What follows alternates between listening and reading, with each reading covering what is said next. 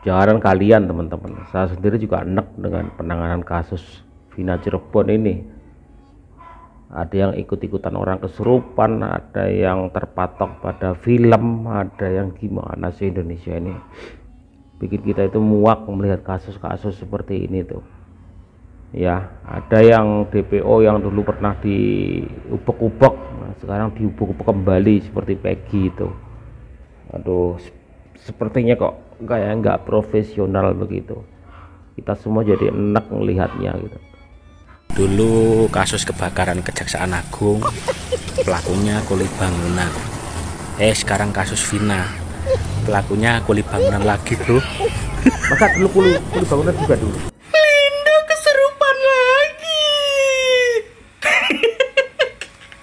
Gue mohon maaf nih ya, gue nggak maksud apa-apa. Cuma kasusnya Vina Cirebon ini kok jadi pabaliet kia sih? Udah mah ada isu Peggy udah ketangkap, terus ternyata katanya salah tangkap. Jadi yang bener tuh gimana sih? Gua aja pusing. Punten, ya. gue nggak maksud apa-apa nih buat ketawa. Cuman jujur gue jadi bertanya-tanya nih, jangan-jangan ini kasus buat nutupin kasus yang lainnya. Nah, udah. Siapa yang nggak percaya Egy yang ditangkap polisi kemarin itu Egy yang asli? Oh, kemarin anaknya masuk polisi bayar berapa? 300 juta. Mahal ya. Kalau om anak gadisnya yang masuk poluan? Hah? Lebih mahal lagi? 350 juta. Oh, berarti sekolahnya pinter-pinter ya. Apalagi udah. Cirebon. Pinter dia. Nggak mungkin salah tangkap Peggy. Apalagi kasus Vina. Ya, kasus murah lah gitu maksudnya. Pasti polisi pinter deh. Percaya sama polisi kan mahal. Update terbaru tentang kasus pembunuhan Vina. Jadi di sini pihak kepolisian udah berhasil menangkap Linda, guys. Jadi Linda sebelumnya gua sempet cerita bahwa si Linda ini menurut gua adalah juru kunci saksi yang sesungguhnya. Kenapa aku menduga si Linda ini sebagai juru saksi kunci yang sebenarnya? Karena ketika dia kesurupan, itu rekaman suaranya dia menceritakan cerita kejadian itu detail banget, guys. Nah, di sini secara psikolog yang kita tahu ya, di Indonesia ini kasus kesurupan itu kebanyakan masalah di skizo, guys. Buat yang nggak tahu skizo, kalian cari tahu deh sendiri di internet. Kalian googling aja ya. Nah, di sini gua curiganya si Linda ini bisa jadi dia adalah saksi yang melihat langsung kejadian. Yang kedua, dia saksi yang mendengarkan ceritanya langsung dari para pelaku, atau malah dia sendiri yang terlibat dalam perencanaan kasus ini, guys. Tapi entahlah gimana, yang jelas kita serahkan aja ke pihak kepolisian untuk menyelidiki si Linda ini, dan semoga kasus ini segera terang benderang. Jadi Linda yang mana lagi sih?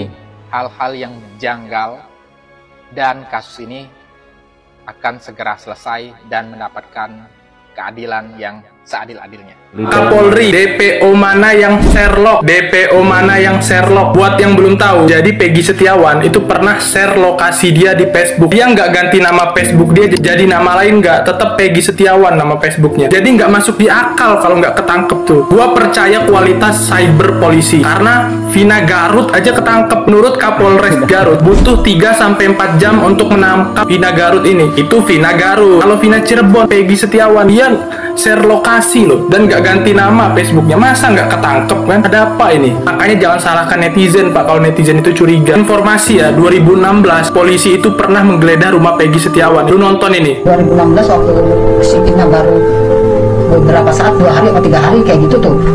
Terus polisi tuh ngegerebek ke rumah Peggy. Ya, ke rumah saya. Aneh kan? Aneh banget. Polisi udah pernah datang ke rumah Peggy Setiawan di 2016, tapi daftar DPO atas nama Peggy, foto aja nggak ada loh. Bahkan namanya tetap Peggy alias Peron. Kenapa nggak ditulis Peggy Setiawan dari 2016? Hanya netizen curiga, karena netizen tuh percaya, yakin kalau polisi itu nggak bodoh. Kemungkinan ada yang lebih berkuasa nih dari polisi Cirebon. Bapak pilih mana nih? Bodoh atau ada orang yang lebih berkuasa? Ayo pilih mana tuh di antara dua itu? Jangan bodoh, klarifikasi. Dungu, jadi aman kan? Ini bener-bener lucu, ini bener-bener lucu. Apalagi nih Bupati Cirebon tahun 2016. Jadi awalnya kan gue screen record nih, ada FYP yang mengenai biodata dari Bupati Cirebon 2016, dan disitu masih tertera tuh nama anak-anaknya.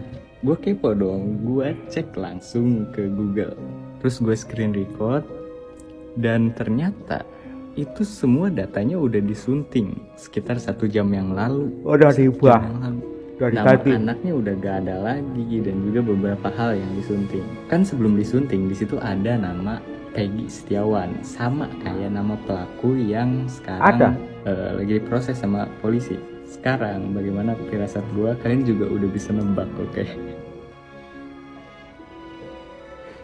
Apakah itu foto yang digunakan oleh Wirang Biro untuk mengungkap kasusnya almarhum dan menggiring opini untuk ya si Peggy Setiawan? Gak ada yang bisa dipercaya. Peggy dan Egy itu beda orang ya.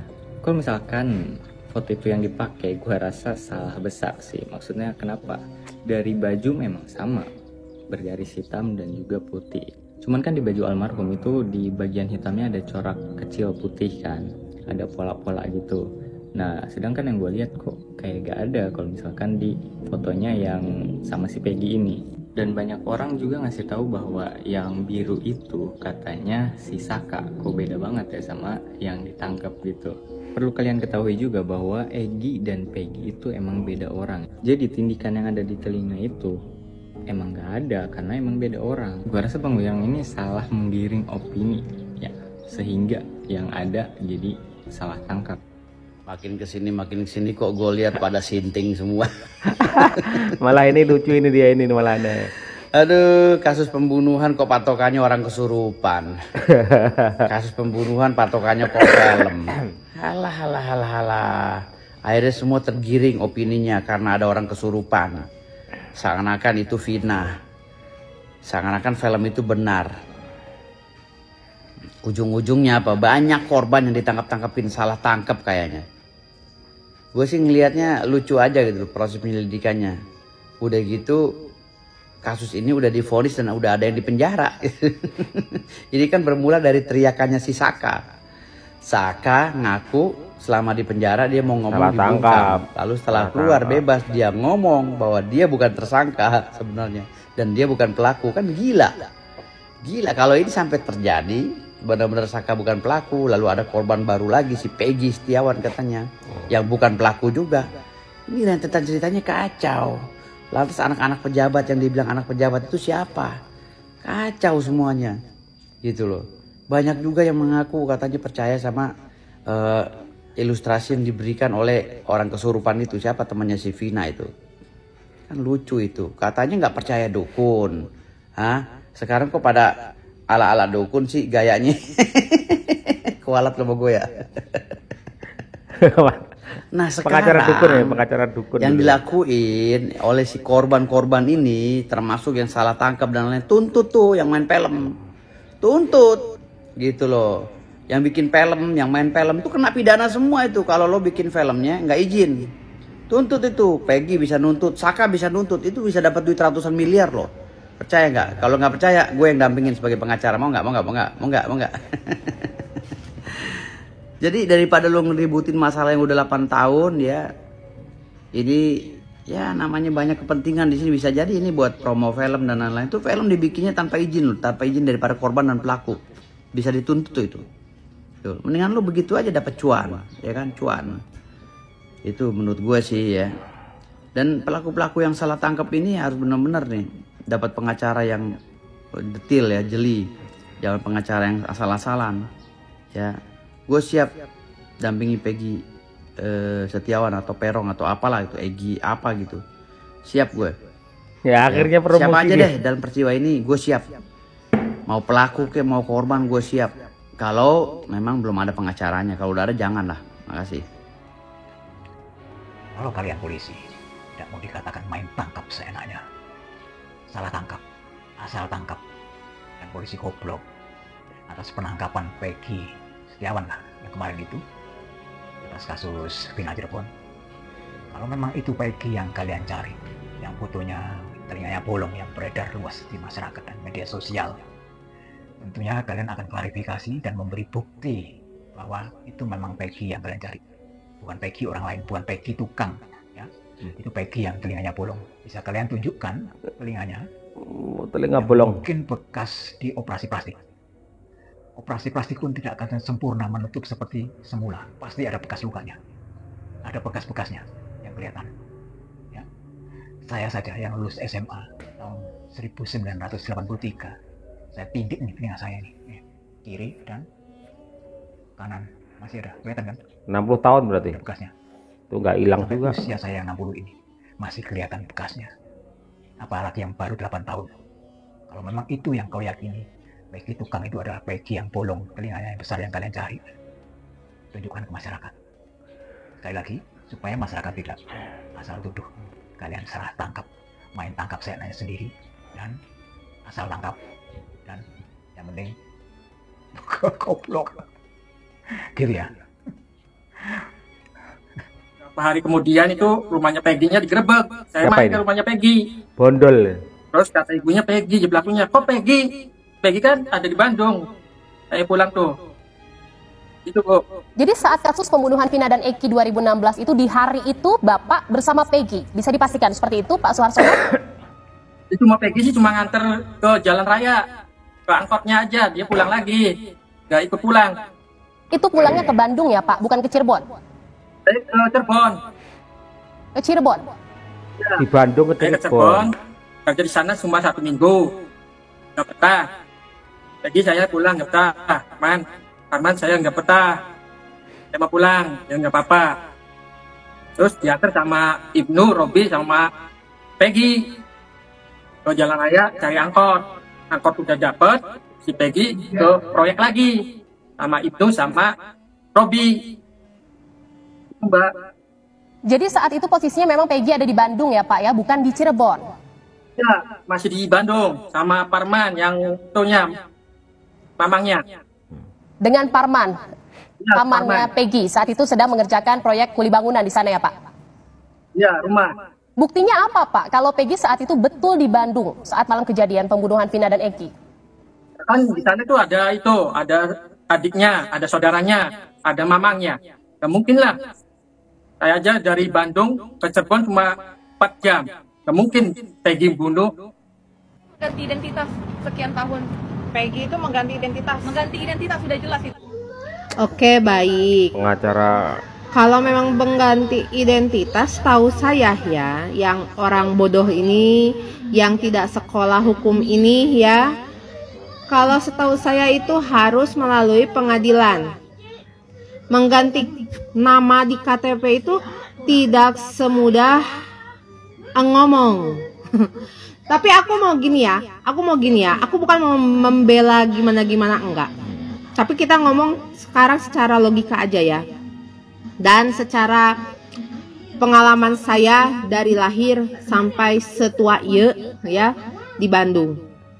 Kita orang Jawa Barat, kami orang Jawa Barat itu udah biasa yang namanya punya julukan-julukan atau punya nama-nama keren gitu ya, nama-nama panggilan ya, atau bahkan nama-nama selengean gitu supaya gampang diidentifikasi.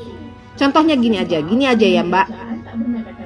Nama aslinya Siti, nama aslinya Khadijah, nama aslinya Pratiwi misalnya gitu ya. Tapi ya keseharian dipanggilnya Nyai Anu, Nyai Ronggeng, Nyai Itil. Ya itu. Kompor. Terus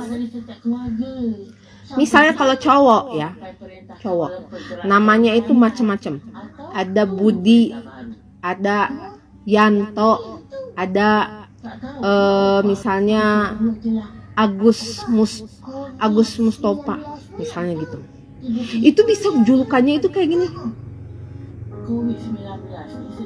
Alex. Memang begitu Mbak. Jadi kalau misalnya mengganti identitas itu, kalau boleh nih, boleh nggak sih dibuktiin ke masyarakat kalau memang itu mengganti identitas semuanya gitu. Misalnya melalui pengadilan, itu baru mengganti identitas. Menurut saya ya, yang bodoh ini. Jadi, menurut saya seperti itu. Udah biasalah orang Jawa Barat mah, ya. Ada yang dijuluki nanti bonteng, tikus, apalagi? Ayo tambahin orang Sunda sok buru. Ya, sebenarnya siapa sih yang orang yang berkuasa gitu, katanya super power gitu, bisa menyembunyikan apapun apa? Itu Pak Setia Novanto itu dulu. Keringkus juga. Siapa lagi? Indonesia ada nggak yang punya kekuasaan melebihi apa gitu? Ya kena juga gitu. Apalagi kalau kelas lokal gitu, Cirebon gitu. Seperti apa kekuasaannya kayak gitu? Kemampuan powernya itu seperti apa kok sampai seperti itu? Saya pikir bukan itulah, bukan. Ya, kebanyakan drama itulah proses pembuktian dan segala macam gitu. Semuanya pengen tampil masing-masing untuk show off gitu. Sesuatu yang mudah dibikin susah, bahkan lebih dramanya itu lebih luar biasa daripada film itu sendiri gitu. Mana kita semua itu dibumbui dengan klenik-klenik, jadi orang itu masih sebagian besar itu masih terpaku dan juga percaya dengan klenik-klenik kayak gitu. Seorang Peggy yang dulu orang nyangkanya itu orang hebat gitu, ternyata cuma kuli bangunan, tukang bangunan yang bisa mengacaukan sistem dunia persilatan, perkepolisian, perdetektifan. Itu hanya seorang tukang bangunan. Malu nggak kayak gitu kan? Kita nyangkanya orang besar, anaknya Raja Fir'aun yang susah sekali untuk ternyata cuma tukang bangunan, yang itu pun belum tentu dia juga yang menjadi seorang pelaku. Kebanyakan drama ini Indonesia, ya kan? Yang penting rame viral gitu. Waduh, kita itu semua itu jadi muak dengan kasus kayak itu, menjadi bosan, muak. Ini banyak kasus-kasus yang lain yang lebih ini kan. Masa sekelas daerah gitu, aparat daerah gitu, nyelesain kayak gini aja kok bingung banget gitu. Yang saya katakan dari awal itu Linda itu yang ada tatonya itu, cari itu. Kemudian yang katanya Peggy Perong yang itu, yang tindiknya bolong itu, cari mana dia sekarang itu. Padahal clue-clue sudah jelas kayak gitu masih diputar-putar. Apakah nggak mau bergerak, nggak mau ini, nggak mau capek begitu? Padahal sudah jelas sejak digital itu banyak dan ada gitu. Wah, kacau banget ini. Bahas kayak gini tuh bahas kayak seperti apa ya? Cari jarum ditumpukan jerami ini. Karena ketika ada asumsi A akan dibantah B, B, C, D, nggak ketemu-temu. Ya sudahlah, mau nggak mau ya kita serahkan semua kepada polisi. Walaupun kadang-kala ya mohon maaf, kita juga kadang-kadang itu takut salah tangkap gitu, karena banyak juga kasus-kasus kayak gitu juga. Ya kita harus percayakan. Kalau nggak ada yang dipercaya, siapa lagi yang dipercaya gitu. Ya, terima kasih teman-teman. Bosan sebenarnya ngurusi kasus kayak gini tuh, bosan. Akhirnya masyarakat kan liar dalam hal asumsi dan segala macam. Dia masyarakat liar dan banyak pendapat masing-masing begitu.